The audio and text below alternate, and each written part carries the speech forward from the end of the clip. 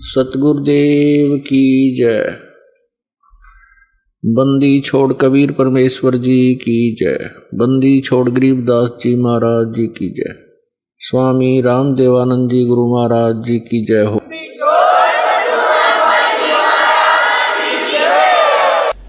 विष्णु पुराण में लिखा है कि श्री विश्वामित्र जी अपने बच्चों को छोड़ के और जंगल में चले गए। 12 वर्ष तक वहां घोर तप किया। उस दौरान दुर्भिक्ष भी गिरा, उसके बच्चों को खाने के लाले भी पड़ गए। वहां एक राजा था, किसी सापवश जंगल में घूम रहा था। उसने उसके बच्चों को आहार की दिया। यहां तक स्थिति आ गई थी कि विश्वामित्र के बच्चों को मांस भी खाना पड़ा। और कुछ दिनों के बाद क्या हुआ कि स्थिति नॉर्मल होगी। विश्वामित्र जी वापस आए तो उनको सारी कहानी का पता चला कि मेरे बच्चों की रक्षा एक राजा ने की है, लेकिन वो राज रहित हो चुका है। उसके पिता ने उसको घर से निकाला हुआ है। तो उसने उस राजा को बुलाया। राजा ने अपनी याचना की कि मेरे पिताजी ने मुझे घर से निकाल दिया है। और साथ में वशिष्ठ मुनि जी का भी इसमें सहयोग है। वशिष्ठ और विश्वामित्र की कोई जाति दुश्मनी थी, पूर्व जन्म के ये शत्रु थे और इनकी आपस में खींचातानी आखिरी सांस तक रही है, दोनों महर्षियों की। तो कुछ उस ईर्षावश और कुछ उस राजा की सेवावश कि उसने मेरे बच्चों की रक्षा की। तो उसने कहा कि मांग, तू क्या मांगना चाहता है? राजा ने कहा कि मैं सशरीर स्वर्ग जाना चाहता हूं। विश्वामित्र ने कहा ठीक है, मैं तुझे सशरीर स्वर्ग भेज देता हूं। अब वो राजा क्योंकि जंगल में घूमता था, उसका शूद्र जैसा स्वरूप हो रहा था। तो यूं का यूं वो शूद्र रूप, जो ऐसी बूंदी सी शकल में, नहाना न पीना खाना न दौड़ना, ऐसे जंगली सा बना हुआ था। इसी शरीर में ज्यों का त्यों स्वर्ग को जाने लगा। कहते हैं स्वर्ग से इंद्र को पता चला, देवताओं ने बताया कि एक शूद्र आ रहा है और स्वर्ग मलिन हो जाएगा, इसको यहां नहीं आना चाहिए। तो इंद्र ने उसको वापस कर दिया। उस राजा ने फिर कहा कि वो वहां से तो मुझे वापस कर दिया विश्वामित्र से। विश्वामित्र कहने लगा मैं अलग स्वर्ग बनाता हूं अपनी भक्ति की शक्ति से। तो उसने अलग स्वर्ग बनाने के लिए अपना मंत्र पढ़ने लगा, अपनी कमाई को बर्बाद करने लगा। तो फिर इंद्र को चिंता होगी कि एक और शत्रु पैदा हो जाएगा अलग से स्वर्ग बनाकर। तब इंद्र ने कहा कि ठीक है, आप ऐसा ना करो, मैं इसको स्वर्ग में रख लेता हूं। तो ऐसे वो स्वर्ग भेज दिया और अपनी कमाई से उस विश्वामित्र ने अपनी जो कमाई 12 वर्ष जो कमाई की थी वह झाड़ दिया पल्ला। तो ये व्यक्ति ऐसे काम वो करते रहे जो नशे में थे। इनको अपने स्वाभिमान का नशा था, अपनी प्रभुता का नशा था कि मैं ऐसी करिश्मा दिखाऊं कि दुनिया मेरे गुणगान करे और वाह वाह हो जा कि वाह विश्वामित्र ऋषि, वाह विश्वामित्र ऋषि। और फिर क्या क्या जुल्म किया? वही व्यक्ति जिसको उसने स्वर्ग भेजा, उसके पुत्रों की रक्षा की। उसके पुत्र राजा हरिश्चंद्र के साथ उसी विश्वामित्र ने ऐसे जुल्म कर दिए जो ठाए जा ना डरे जा, वो पाप का भागी बन गया। वो राजा हरिश्चंद्र के साथ कितनी पीड़ा की, उसका राज भी छीन लिया, उसके पुत्र भी बेच दिया, उसकी पत्नी भी बिकवा दी और फिर पत्नी भी मार दी, बेटा भी मार दिया, सर्प बनकर डस दिया। ऐसे जुल्म के इनका पाप भी उस विश्वामित्र के अकाउंट में लिखा गया। अब वर्तमान में भले ही हम इस विश्वामित्र और वशिष्ठ जैसों के गुणगान करते रहे, लेकिन इनके साथ जो दुर्गति होगी ये सोच भी नहीं सकते। ये तत्व ज्ञान जो परमात्मा ने बताया है इसके दर्पण में दिखाई देता है।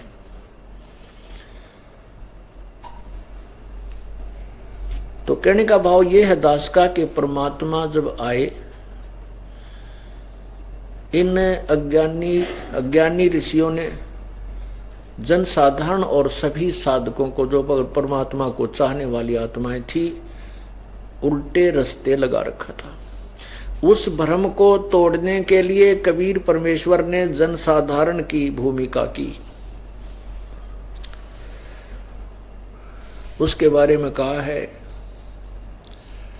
कि डंब करें डूंगर चढ़े ये अंतर झीनी झूल, जग जाने बंदगी करें ये बोवें सूल बबूल। कि जैसे घर त्याग करके ये चले जाते थे वैराग धारण करके, सन्यासी कर्म सन्यासी हो गए, और वह हठ योग करते हैं, ऐसे बैठ जाते हैं समाधि सो करके। जनसाधारण तो सोचता है कि बड़े महापुरुष हैं, ओहो बड़ी बड़ी परमात्मा के पाने के लिए समर्पण किए हुए। और परमात्मा कहते हैं कि जग जाने ये बंदगी करें, भक्ति कर रहे हैं, लेकिन ये बोवें सूल बबूल, ये तो अपने जीवन में कांटे बो रहे हैं कि करके।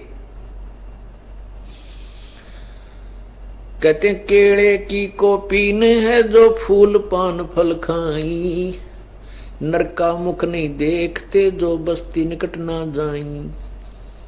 वो जंगल के रोज हैं जो मनुष्यों बिद के जाई, निस्तिन फिरे उजाड़ मैनो परमात्मा पावे नहीं। ये दास जब सर्विस करता था, ये तत्व ज्ञान हमें प्राप्त हो गया था, तो जब बैठ जाते थे ऑफिस में तो हमारे कुलीग चर्चा करते थे, कहाँ रहते हो, खोए खोए से रहते हो। चर्चा चल जाती थी कि हम सत्संग में जाते हैं, और फिर जो हम सत्संग में सुनते थे, विचार सुनते थे, ये साहित्य पढ़ते थे सदग्रंथों को, तो चर्चा कर देते थे भाई भगवान का भजन करना चाहिए, परमात्मा के बिना कति ये जीवन व्यर्थ है। तो फिर उनमें से कुछ एक अपनी अपनी जैसा ज्ञान था फिर वो बताने लग जाते, चर्चा शुरू हो जाती थी। उनमें से एक ने कहा कि आपको पता नहीं है साधु संतों का, तो मैं बताता हूँ। हम एक बार हरिद्वार की से आगे चले गए, ऊपर ऋषिकेश से भी आगे, तो वहाँ बहुत से व्यक्ति बैठे थे, 20, 30, 50।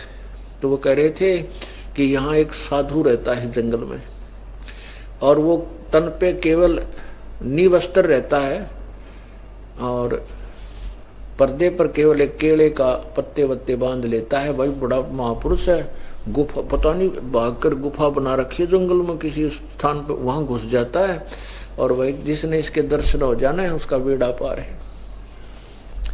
बस देखते ही आदमी दिख जाते हैं ना, मनुष्य कहीं इसको भागकर जंगल में बढ़ जाता है, उस गुफा में या कहीं छुप जाता है। तो वो कहता है कि एक दिन उस दिन हम गए हुए थे, तो हम थोड़ा जंगल में आगे चले गए, तो बस हमने उस संत के बस एकदम वो हमें देख करके मुड़ गया। जब वो मुड़ लिया, जब हमने देखा, और वो बहुत गति से आगे को बढ़ गया और एकदम पीछे ने छुप गया कहीं जा करके। ओहो, बस थोड़ी सी कसर रहेगी, दर्शन हो जाते तो बेड़ा पार हो जाता। अब उन्हें कौन समझावे, तो उस डांगर ते बेड़ा पार होगा, बेड़ा गर्क होगा, जो बाजता अंडा आदमियां देख कर डर जा, जैसे रोज डरा करते हैं पशु, तो वो मोक्ष प्राप्ति करेगा। उसके बारे में परमात्मा कह रहे हैं, केले की कोपीन है ये फूल पान फल खाई, नरका मुख नहीं देखते जो बस्ती निकट ना जाई। वो जंगल के रोज हैं जो मनुष्यों बिद के जाही, निस्दिन फिरे उजाड़ में भाई नो परमात्मा पावे नाही। अगर ऐसे ही भगवान मिले तो अपना नंबर कैसे आ, फिर हम क्यों डरे डोए, फिर हम क्यों प्रयत्न कर रहे हैं परमात्मा पाने की। कोई कहें कि गणेश की आरती को, किसी की आरती को, नवरात्रि को, फलाने रात्रि, फिर हम क्यों कर रहे हैं अगर वही तरीका परमात्मा पाने का फाइनल हुआ। परमात्मा ने यही अंधेरा हटाया आखिर के। डेरे डांडे खुश रहो ये खुसरेल है नामोक्ष, दरु प्रहलाद भाई उधर गए डेरे में क्या दोष। डेरे डांडे खुश रहो, यानी अपने जो भी आपका स्थान है, घर है, उसमें आराम से रहो। और कोई ये सोचे है कि घर त्याग करके ही परमात्मा प्राप्ति होती है, और कोई ये सोचे कि भाई शादी ना कराने से ही मोक्ष होता है, कहते हैं ऐसा नहीं है। परमात्मा के जो ज्ञान को हम समझ नहीं सकते, इसलिए हम अधूरे से ज्ञान को पकड़कर मरोड़ी खा जाते हैं, उसका उल्टा अर्थ बना लेते हैं। कोई तो ये सोच, जैसे हमारे यहाँ भक्त रहता था एक आश्रम में, तो हम सत्संग में एक स्वाभाविक सा ज्ञान देते रहते, और उसका उद्देश्य था कि मैं परमात्मा पाऊं, मन तो भगवान चाहिए, घर भी छोड़ रखा है। राजस्थान से आता है एक भक्त, वो जूतों में सेवा करता, जिसकी गर्दन हिलती है थोड़ी सी, तो वो सत्संग सुनता था। हम एक ही दृष्टिकोण से उन जो पाखंडी लोगों के पाखंड का खंडन करने के उद्देश्य से बताते थे कि भी केवल कुछ तो कहते हैं भाई महात्मा तो ब्रह्मचारी होना चाहिए, जो बचपन से ही है, और उसी से मोक्ष होगा। तो परमात्मा कहते हैं अगर वो ब्रह्मचारी ही पार हुआ तो फिर गृहस्थियों का नंबर कैसे आएगा। तो उस अंधेरे को हटाने के लिए हम एक तरफा ही मतलब यही ज्ञान देते हैं, जैसे परमात्मा ने कहा कि डेरे डंडे खुश रहो, खुश रे लेना मोक्ष, ध्रुव प्रहलाद भी पार हो गए, फिर गृहस्थी में क्या दोष। ध्रुव जैसे महापुरुष ने 5 वर्ष की आयु में परमात्मा प्राप्ति की, उसके बाद शादी कराई, भक्ति भी करता था। परमात्मा के दर्शन हो जाने मात्र से मोक्ष नहीं है, ये विचार कर लेना अपने। कोई न सोचा भगवान के दर्शन हो जाए तो मैं पार हो गया, नहीं, पार तो होगी अपने कमाई नाम की करने से, और काल के ऋण उतार कर ही आप मोक्ष, यहाँ से ऋण मुक्त होकर ही जा सकोगे। तो ऐसे ही जो उसने अपनी साधना की, जिससे उसको परमात्मा प्राप्ति हुई, भगवान ने दर्शन दिए, फिर उसने राज्य मांग लिया, उसको राज्य दिया। तो कहते हैं उसका भाई था जिसको राज्य प्राप्त था उत्तम, वो गंधर्व ने मार दिया लड़ाई में, और उसके बाद उसकी पत्नी जो विधवा हो गई थी वो भी, और साथ में ध्रुव ने जो ब्याह करा रखा था, वो 2 पत्नियां थी ध्रुव के, और 36,000 वर्ष तक उसने पृथ्वी पर शासन किया। उसके बाद स्वर्ग गया। ऐसे ही प्रहलाद ने 10 वर्ष की आयु में परमात्मा प्रकट हुए जैसे नरसिंह रूप में, और उनके पिता का अंत किया। उसके बाद प्रहलाद को शासन मिला, और प्रहलाद ने शादी कराई और हजारों वर्षों तक राज्य किया। जो राजा बलि थे, जिन्होंने इंद्र की पदवी प्राप्त करने के लिए 100 यज्ञ करने का संकल्प किया था, जो 99 भी वो यज्ञ कर चुका था, 100वीं यज्ञ जब करने लगा, उस समय भगवान 52 रूप बना कर आए थे, 52 रूप, 52। तो वो प्रहलाद का पोता था, राजा बलि, बैलोचन का पुत्र। तो प्रहलाद का पुत्र बैलोचन, बैलोचन का पुत्र राजा बलि हुआ। तो यहाँ परमात्मा कहते हैं कि जिनकी तुम महिमा गाते हो कि ध्रुव पार हो गया, प्रहलाद पार हो गया, तो वो तो गृहस्थी थे, और तुम कहते हो बाल ब्रह्मचारी रह करके जंगल में लंगोट बांध के बैठने से परमात्मा मिलेगा। उस अंधेरे को हटाने के लिए ये ज्ञान दिया जाता है। फिर ये भी बताया जाता है कि जो कर्म सन्यासी हो गए, गीता जी अध्याय नंबर 3 में कर्म योगी और कर्म सन्यासी का भिन्न भिन्न वर्णन है। तो कर्म योगी और कर्म सन्यासी कौन होते हैं? कर्म सन्यासी वो होते हैं जिन्होंने घर त्याग दिया, हठ योग करके जंगल में बैठ के, वो कर्म सन्यासी है। और कर्म योगी वो हैं जो अपने घर में रह करके, बाल बच्चों में रह करके अपना दैनिक क्रिया भी करते हैं, और परमात्मा की प्राप्ति का जो साधन है वो भी करते हैं। तो कर्म योगी केवल वो नहीं है जिसने शादी करा ली, कर्म योगी वो भी है क्योंकि जिसने शादी नहीं करवाई। और पहले पुराने समय में तो एक ब्याह जाता, 4 कुंवारे रहा करते, तो वो भी कर्म योगी ही थे, वो सारा काम करते थे, घर का भी खेत का भी, वो सब कर्म योगी ही थे। तो ऐसे ही जो जिसने शादी नहीं कराई और साधना परमात्मा की कर रहा है, जैसे जो यथार्थ विधि है, तो वो दोनों ही, जो शादी करा रखा है वो भी कर्मयोगी है, जो ना करवा रहा है वो भी कर्मयोगी है। जैसे यहाँ आश्रम उस भक्त की चर्चा थी, तो उसने सत्संग सुनता रहा भाई। जैसे ये था राजा जनक था, ये भी गृहस्थी था। जैसे हम उदाहरण देते हैं उनका अंधेरा हटाने के लिए, तो उसके सामने एक सुखदेव ऋषि था जो कर्म सन्यासी था, उसने आकर के फिर उनके चरणों में, राजा जनक के चरणों में जो गृहस्थी था उसके चरणों में सिर टेक्या, उससे ज्ञान लिया, उपदेश लिया और मोक्ष प्राप्त किया, फिर शादी कराई। और भी बहुत से प्रमाण हैं, जैसे श्रृंगी ऋषि था, घर त्याग कर चला गया बचपन में, जंगल में बैठ गया, कई वर्षों तक घोर तप किया, आहार भी खाना बंद कर दिया, सारे दिन में एक बार वृक्ष की छाल का जिह्वा मारता था, उसी से संतुष्ट हो जाता था। वो क्या होता है कि ये कमल जो हमारे एक अभ्यास होता है, प्राणायाम करके हम अपने अंदर से एक अमृत क्रिया को चालू कर लेते हैं। साधु संत जो ऋषि लोग थे, तो उससे क्या होता है कि उसको आहार की बहुत कम आवश्यकता पड़ती है, क्योंकि काम तक करना नहीं, शरीर को बैठा रहना है, खाना खावे तो भी गैस बने बैठा जाना, तो उसके लिए वो एक क्रिया वो कर लेते थे जिससे शरीर को से ही कुछ आहार उसे मिलता रहता, जैसे माँ के पेट में बच्चे की परवरिश होती रहती है। ऐसे उसने अभ्यास किया, कोई सैकड़ों कई वर्ष में तो अभ्यास हुआ उसका। फिर उसी बात से प्रसिद्ध हो गया कि महाराज के कमाल है भाई, कई कई दिन तो जो ना भोजन नहीं खाता हो, तो एक बार वृक्ष का छाल लगाता है और बस नो हाथी जो बैठा रहता है वृक्ष की तरफ मुंह करके, तब बड़ा कठोर तपस्या कर रहा है। वो एक दिन उठ के कुछ वर्षों के बाद जब उसने ये हो गया कि अब तू अंडी पाक लिया और अब तेरे वो बैटरी चार्ज कर ली उसने 10-12 वर्ष तक अपनी साधना करके। इनका कोई समय हुआ कर 12 वर्ष या 5 वर्ष कुछ ऐसा फिक्स करके चलते हैं। तो वो अयोध्या नगरी के पास जाकर बैठ गया।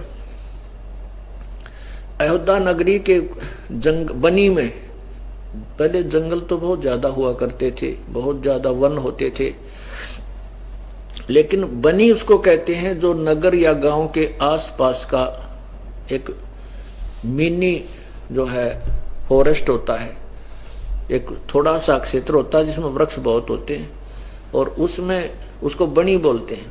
तो उस बनी में जाकर बैठ गया जो गांव से 1-आध किलोमीटर तक भी चौड़ी हो जाती थी। तो उस जंगल में वो बैठा हुआ था। आसपास के लोगों ने देखा कि बड़े महापुरुष आए हैं और भाई वो तो ना तो आंख खोलते, आंखें बंद रखते हैं, एक बार वृक्ष के छाल के यानी पेड़ के जिब्या मारते हैं और सारा दिन कुछ नहीं आहार करते। तो कुछ लोगों ने उनको कई दिन तक छुप छुप के देखा, तो सभी ने गवाही दे दी भाई महात्मा के कमाल है, ये तो आंख नहीं खोलता और सारे दिन में एक बार वृक्ष का जिब्या लगाता है, सारा दिन अपनी भक्ति में लीन रहता है। इस बात का जिक्र पूरी अयोध्या में फैल गया अग्नि की तरह। राजा दशरथ के महल तक भी ये बात पहुंच गई। राजा दशरथ की लड़की थी जो कौशल्या से उत्पन्न हुई थी, उसके बाद इनका कोई संतान नहीं हुई थी कई वर्षों तक। वो जब तक 15-16 साल की हो गई थी तब तक इनका कोई संतान नहीं थी, पुत्र भी नहीं हुए थे, बाद में हुए थे रामचंद्र और। तो श्रृंगी ऋषि की वो महिमा वहां महलों तक भी, रानियों तक भी पहुंच गई, लड़की को भी पता चला। तो रानियां भी देखने गई, वो लड़की भी देखने गई। तो देखते रहे वहां, खूब सारा दिन दर्शन करके आ जाते। तो एक दिन वहां राजा के पास ये जो है वैद्य बड़े जबरदस्त रहा करते थे, बड़े अच्छे वैद्य होते थे। उसने जिक्र कर दिया रानियों के सामने कि आंख तो इसकी मैं खुलवा दूं। तो रानी बोली कि बताओ कैसे खुला। उस लड़की ने कहा कि वैद्य जी आप उस महापुरुष की आंखें खुलवाओ, हम उनकी सेवा करेंगे, भोजन कराएंगे, उनके जो है ना हमें कुछ लाभ मिला। तो बैठे हैं। तो उसने कहा कि ऐसे करना राजा की लड़की कि जहां वो जीभ लगाता है वहां पर थोड़ा शहद लगा दो। तो उसने ऐसा ही किया। वह लड़की अपनी सहेलियों के साथ गई और उस लड़की ने कहा कि जहां ये जीभ लगाता, जीभ वैसे चाटता है वृक्ष को, वहां शहद लगा दिया। तो उस पहले वो एक बार जीभ चाटता था, उस दिन उसने 3 बार चाटी, जो स्वाद लग गया। अब दूसरे दिन उसने और 5-4 बार चाटी, साल को चाटा। और फिर तीसरे दिन तो उसने आंखें खोल ली। आंखें खोल ली तो उनकी खीर खांड पकवान से सेवा होने लगी। राजा दशरथ को पता चला तो राजा दशरथ ने उस महापुरुष को अपने घर पर आमंत्रित किया। कहने का भाव यह है कि फिर राजा दशरथ की लड़की को लेकर श्रृंगी ऋषि बाज गया। अब यहां कहने का भाव यह है कि वो कर्म सन्यासी हुआ था, फिर कर्म योगी होकर के उसने गृहस्थी होकर के ही फिर पीछा छुटवाया। तो इस तरह के जो सच्चाई के वचन हम सुनाते रहे, तो उस भगत का जो यहाँ रहता है अभी, तो एक दिन कहने लगा महाराज जी मैं तो घर जाऊंगा। मैं बोला भाई घर क्यों जाओगा, आप तो बिल्कुल सब कुछ त्याग का आए हो, क्या उद्देश्य है। तो उसने अन्य भक्तों को बताया कि मैं ब्याह करवाऊंगा। भाई ब्याह क्यों करवाओगा, कि मेरा मोक्ष ना हो जात कराऊंगा। तेरा भला हो कि मोक्ष कराने के लिए ब्याह करवाना जरूरी नहीं है। वो तो सिर्फ ये उदाहरण दिए जाते हैं कि जिनको महर्षि माना करते उनकी भी वो तरीका नहीं था परमात्मा प्राप्ति का। ये नहीं है कि आप शादी ना कराओगे, आश्रम में रह रहे हो तो आप कर्म योगी हो, कर्म सन्यासी नहीं हो, क्योंकि यहाँ सारा काम करें हम के तो सब क्रिया करते हैं। फिर वो मान गया, कहा अच्छा ऐसी बात है, क्योंकि उसका उद्देश्य उसको भोला भाला है। उसका उद्देश्य ये था कि मैंने तो मोक्ष कराना है बाई हुक एंड क्रुक, चाहे वो किसी तरह हो, जो फाइनल है वो उसी तरह करूंगा। तो इस तरह कर्म सन्यासी और कर्म योगी का डिफरेंस अब साथ साथ बताना पड़ा मुझे। तो कर्म सन्यासी वही होता है जो हठ योग कर लेता है, और चाहे अपने घर पर करो वो भी कर्म सन्यासी है। बैठ गया हट करके यहाँ बैठ गया 2-2 4-4 घंटे, वो भी कर्म सन्यासी है, वो कर्म योगी नहीं है। क्योंकि प्रथम तो शास्त्र विरुद्ध साधना कर रहा, किसी भी सदग्रंथ में हठ योग करने का कोई प्रमाण नहीं है।